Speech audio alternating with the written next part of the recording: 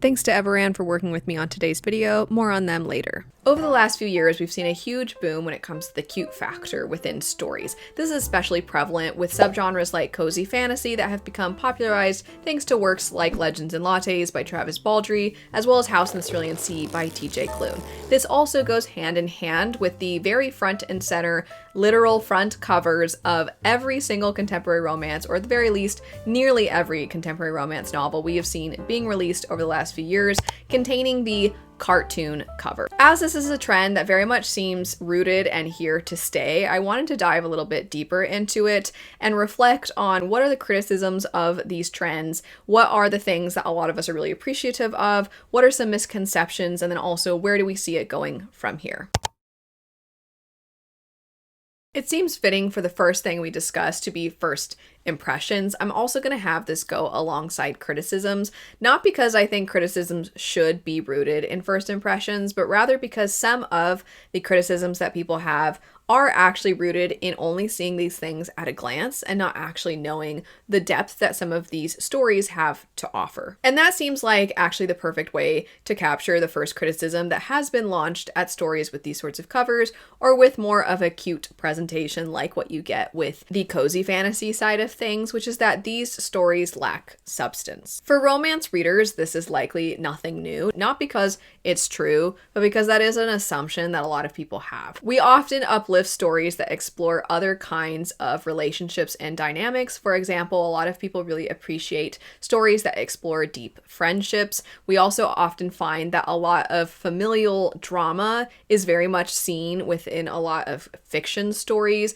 but the second there seems to be an emphasis on two people falling in love, suddenly those are just seen as cute and fluffy and lacking any depth. There's this inherent idea that you should somehow be embarrassed if you find these sorts of stories moving, or if you appreciate them for what they are, of which they have a lot to offer. There's not even one specific way to categorize these, because some of them are meant to be more lighthearted, some of them are meant to be more on the fun side, and then others are meant to be a lot more serious and reflect on very, very troubling things that can occur in a person's life, and how finding love through all of those things actually takes a tremendous amount of perseverance, introspection, and in general is something a lot of people actually have real world experiences with. Fantasy readers too have experienced some level of this kind of criticism being launched at fantasy, though it tends to stem from a different place. I think fantasy, at least from my personal observations, is something that has sort of become a little bit more mainstream. Romance is something that has been popular for a really long time. In fact, a lot of people will actually point to romance as sort of carrying certain publishing houses and allowing for other books to be published, because there are a lot more people reading romance than maybe a lot of people will admit. As a result, it makes so much money that it allows for publishing houses to continue to put out the rest of what they do. Certainly, I think that has changed. I think a lot of people are much more willing to say, I like romance books, here are the romance books I have. You're actually seeing a lot more book boxes starting to actually make special editions for said romance stories, where in the past, book boxes were primarily sticking to books of other genres. But getting back to the idea that fantasy readers have also experienced some level of the idea of the stories that we like lacking depth, I think a lot of us have pushed back against this from a genre hierarchy perspective. There are these ideas that any kind of genre fiction is less than because it's too rooted in certain tropes, or it's too rooted in certain kinds of arcs and progressions, and thus is limited. And that also, it's just escapism. Many of us have heard time and time again that escapism is somehow devaluing the impact that a work can have, and there's plenty of conversations to be had as to why that isn't accurate, and I've actually kind of discussed this in the past before if you are interested in seeing that elaborated on a little bit more. But what I think is interesting is that now that cozy fantasy has become more popular, people are picking up cozy fantasy, and then suddenly they're experiencing that slightly different flavor of this lacks substance that romance readers have experienced for a long time, because we are in cozy fantasy, and oftentimes in contemporary romances as well, we're really focusing on certain parts of what it means to be a person, And these, what you could categorize as less heavy topics, not to say we don't dive into those, but there are so many facets of what makes a person who they are and what makes life wonderful and worth living, but also what makes life challenging. And sometimes cozy fantasy zeroes in on those smaller scale things. I pointed out Travis Baldry's Legends and Lattes before. I think this is a great example of its main focus is a character who's decided to essentially start over and try something new, which can be exceptionally frightening when you are later in life and you have a life that's already established. You could just keep with that and keep doing what you're doing, but instead you're taking this risk of starting new and all of the risks that come with that. And that is something so many of us can latch onto and appreciate, especially for people who don't normally get to see themselves represented in books just purely because they're a little bit older. We're so accustomed to coming of age stories where everything is centered around a person that falls between the ages of 12 and 30 that to see anybody above that age suddenly feels like, oh my gosh, wait, I didn't realize I've never pretty much read a story where the character that was the main character was above the age of 30. It was actually really refreshing to see. And cozy fantasy doesn't just, of course, focus on characters at later stages in life. We're looking at people in a variety of stages in their life, but the point still stands that we are reducing the stakes as far as how epic they are and how much we're really reflecting on maybe things impacting entire societies. But there is still certainly a level of connection based off of the story that is being told, even if it's not something reflecting on entire institutions. Part of why I wanted to sort of marry the topic of cozy fantasy with romance stories and these kind of cutesy covers that we're seeing present on both is that I do also find that there is an element of falling in love that seems present both within contemporary romance and cozy fantasy. It's not necessarily a requirement within cozy fantasy the same way it is within romances, but it is certainly very present, and I think it's actually bridging the gap between these two genres, which is lovely to see. Another criticism that gets launched at stories that have these sorts of presentations is that it is an inaccurate representation of what the story actually is. This is especially true when it comes to stories that are more smut-oriented. To present in a way that feels very cute and darling and lovely and borderline sometimes juvenile, to present in that way and then contain things that are very dark in nature, I do think is a bit misleading. It's not that the stories themselves don't have any worth and that they shouldn't exist by any means. And absolutely, this is not the only time that stories have covers that don't really feel fitting. And I think this is an instance where that is fairly accurate. You can have all sorts of conversations about the implications of that. But I think for a lot of people, the frustration comes with the feeling of being tricked, you could say. When you see something, marketing exists for a reason, covers exist for a reason, and the idea is to inform you in sometimes subtle ways and sometimes in overt ways. This is what you're getting when you pick this up.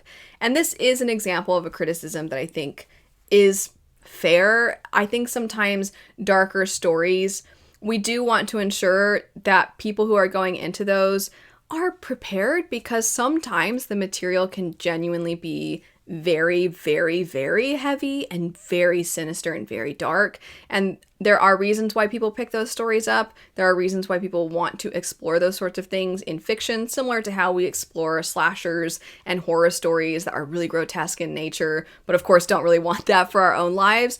However, if you saw a poster that looked really cute and then you walked into a movie theater and it turned out the thing you were seeing was some horrifying horror film, you could kind of understand why that might be slightly off-putting or feeling as though it is disingenuous in its representation of the story itself. There are times, though, where there being a cover that doesn't quite seem to match the source material isn't always in some fashion deceptive or feeling like it is entirely inaccurate to the point of frustration. There are times where it seems deceptive in a way that you ultimately find kind of charming or that you are really impressed by. And I want to have a return to the idea that some books are genuinely meant to be more fun and fluffy and some are more of a combination of things.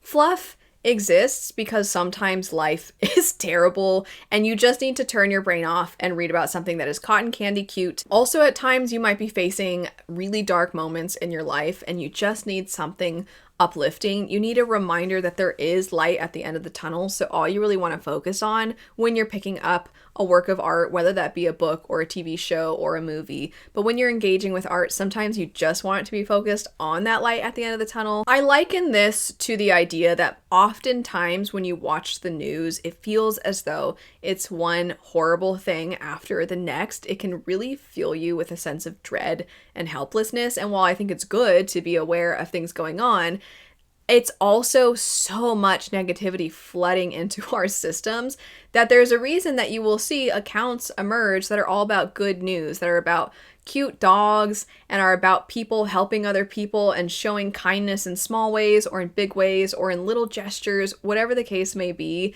Sometimes we need to balance things out. And thus the sweet books, the fluffy books, all of those sorts of categorizations that are sometimes launched at things and are launched at them in an accusatory way as, see, this lacks substance. It's not that it lacks substance, it's that it's providing something in a certain time for certain people depending on their circumstances. That said, that doesn't mean that just because there's a cartoon cover or a cute cover in some fashion or something is labeled as cozy, that does not mean that it is removed from the possibility of there being a lot of additional depth to the story. Because while there is importance in having the fluff and the uplifting and the sweet stories, we do also want things that feel more well-rounded. And there are stories that I think have these covers that are almost deceptive because they are cute and then it turns out they're exploring something in a way that is really profound and really can open people's eyes and change their perspectives on the world, as dramatic as that might sound. And there are a couple of things that I wanted to point out from different mediums, not just books, because I really want to showcase how the cute factor is present within other things as well, and how that doesn't necessarily negate the value that these things can have. I think a perfect example is the opening of the movie Up.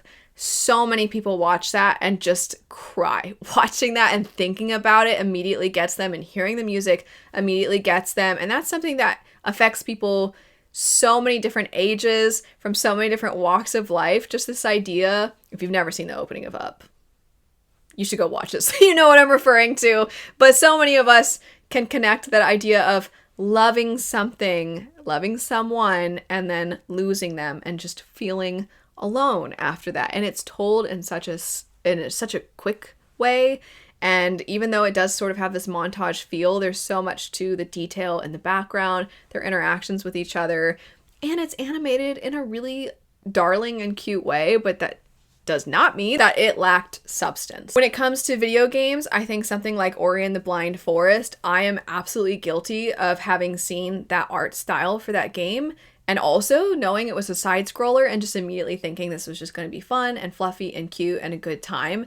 And then immediately, as soon as that game starts, being like, what? No! And then being filled with emotion for these little forest creatures because you're like, this is not okay. And then as you progress through the story, you're thinking, oh my gosh, okay, I thought that this was going on. I'm trying not to reveal things. If you've never played Ori and the Blind Forest, it's fantastic and I highly recommend it. But the point is that as the story progresses, you have one view of something and then the view changes once you realize what the, I guess you could call it, antagonist is doing and what they're trying to protect. And then you're like, wait, no, I don't want this to play out the way it's playing out. And you get so upset. And also the game is challenging. And that's another thing that, as I said, I kind of had to reflect on my impressions. Just because it had a cute presentation, I thought that it was going to be easy, and then I was really quite surprised at the level of difficulty that that game is. It's so good. If you play video games, you should play Ori and the Blind Forest. It's a very good game. I want to also mention manga and anime and talk about Spy Family, which is mostly absolutely ridiculous and cute and fun, and it's such a play on the idea of this Cold War noir feel, but it's over the top and it's just playing off of all the tropes and it's so silly.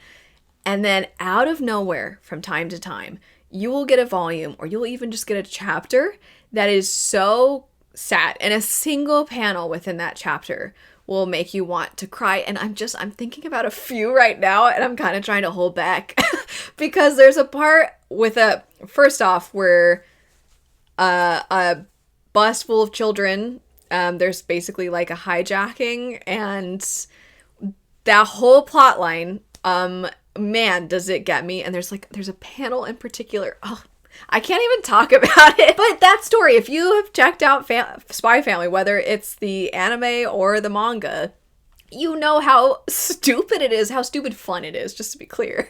But you know how ridiculous it is. And if you've not gotten to some of these parts before, you might be like, wait, really? Yes, as silly as it is, it has those moments. But for some reason, going back to the criticisms and impressions that we have, there seems to be this idea that even though we can accept that children's movies can have really heartwarming and bittersweet moments, video games can have an art style that looks cuter, but we recognize it can be challenging, and it can be challenging emotionally. And even though I actually would say anime and manga actually faces this criticism the most of the other things I've mentioned. But even though we know that animated shows and films and manga and comics can contain things that are really heartbreaking and heart-wrenching, for some reason when it comes to the cute covers, we've just decided, not all of us of course, but there is sort of this underlying idea that these are only exclusively fluff and that they lack substance. And as I said, there is a time and a place for things to be uplifting and cute in nature, and primarily stick to that. But I do think that we kind of all collectively can challenge this and recognize that just because that is something that maybe is true sometimes, that it is going to be a little bit lighter, does not mean there isn't the potential for there to be well-rounded stories that explore a lot of different things. And I actually want to highlight a story that I picked up recently that I think is a perfect example of this, and that would be the Abby Jimenez books, specifically Just for the Summer. I think all three of the books in this series, the Part of Your World series, if you want to call it that, are all books that have some deeper themes within them. However, Just for the Summer struck me with how well it showed the ways that in our attempts to resist the things that cause us pain, we can start to become the very people that actually hurt us. Tying all this back to the cute cover, I do want to note that I think there is a purpose in why this cover exists and why Cozy Fantasy also embraces these covers quite often. What is essentially being done is making a promise to the reader that even though there are going to be some challenging things that are explored within some of these stories, and even though there are going to be some things that are deeply personal and really kind of force you to reflect your own life, on your own behavior, on the relationships you have, whether they be romantic, friendship, familial, whatever the case may be, while there are likely going to be heavy things that you can connect with, there are also going to be those lighter moments. There are going to be a vast amount of emotions that are evoked, and at the center of it all, there's going to be something rooted in the case of romance stories with a happily ever after, and there being the exploration of love within a life that has so many other things going on within it. And with Cozy Fantasy, there is this idea of nostalgia, being told a story wrapped in a hug. It's not to say that the deeper themes don't exist or that the harder hitting things can't happen. It's to say that they are going to be alongside the lighter things as well. And I think it's fair to have stories presented in this way through their covers and through this cute factor. And I think this is a large part of why this trend has taken off and become so popular. It's in part because so many of us, a lot of what really speaks to us are the things that really explore the highs and lows. I did want to note some of my hopes for this trend moving forward. Before I do so, though, a huge thank you to Everand for making it possible for me to complete my read of all three of Abby Jimenez's works. If you're unfamiliar with Everand, it is an audiobook service that has very competitive prices to Audible. In fact, there's a lot of aspects to it that actually make it worth more for your money than Audible offers. There are multiple different subscription options depending on what best fits your needs. Both options, regardless, provide you with access to ebooks, audiobooks, and podcasts. They have over 1.5 million ebooks and audiobooks to choose from. You can also download them so that you can read them anytime, anywhere, and that goes for their audiobooks as well. It also provides you with personalized recommendations based off of your favorites and your reading preferences, and you get complimentary access to both Scribd and SlideShare. If you're interested in checking out Everand for yourself, I'll have them linked in the description bar. Thanks so much again to Everand for allowing me to check out all of the Abby Jimenez books Now back to the video. Returning now, though, to my hopes for this moving forward, I am not opposed to this being here to stay. What I do fear is that while I think there is a time and place, as I stated a number of times, for stories that have a combination of feelings, some of which are happier and lighter and some of which are a little heavier, and I think it's okay for stories to primarily be just the fluff and just the lighter things, which, by the way, it's okay for things to mostly just be settled in the dark stuff too. That's just not usually what we see when we're talking about these kinds of covers. But the point is, well, I think there's a place for both kinds of stories. What I always fear is that when anything takes off, that we're gonna see at times the things that are making the most amount of money, and oftentimes the things that are the easiest to put out, are the most digestible, are the most, you could say, mass appeal, are the things that are going to get most of the priority, and we're not going to take the chances. And I never want that balance to go from one to the other too much. I want it to stay relatively equal, as opposed to having the thing that's just going to make the most money being the thing that's focused on. I recognize that publishing is a business. I recognize that their goal is to make money, but I also think that the goal should be to represent people in all different walks of life and with all different kinds of stories, and to take chances from time to time. So I just want to ensure, and I hope, there's not really a whole lot I can do about it, but I hope that publishing continues to make an effort to ensure that all different kinds of stories are represented. Certainly there's a lot about this conversation that could be expanded on, and there are also a lot of details I'm sure that I didn't even mention or get that into. So if you'd like to add anything to the conversation, please feel free to do so in the comments down below. Thanks so much for watching though. I hope you have a lovely rest of your day, and I'll see you later. Bye.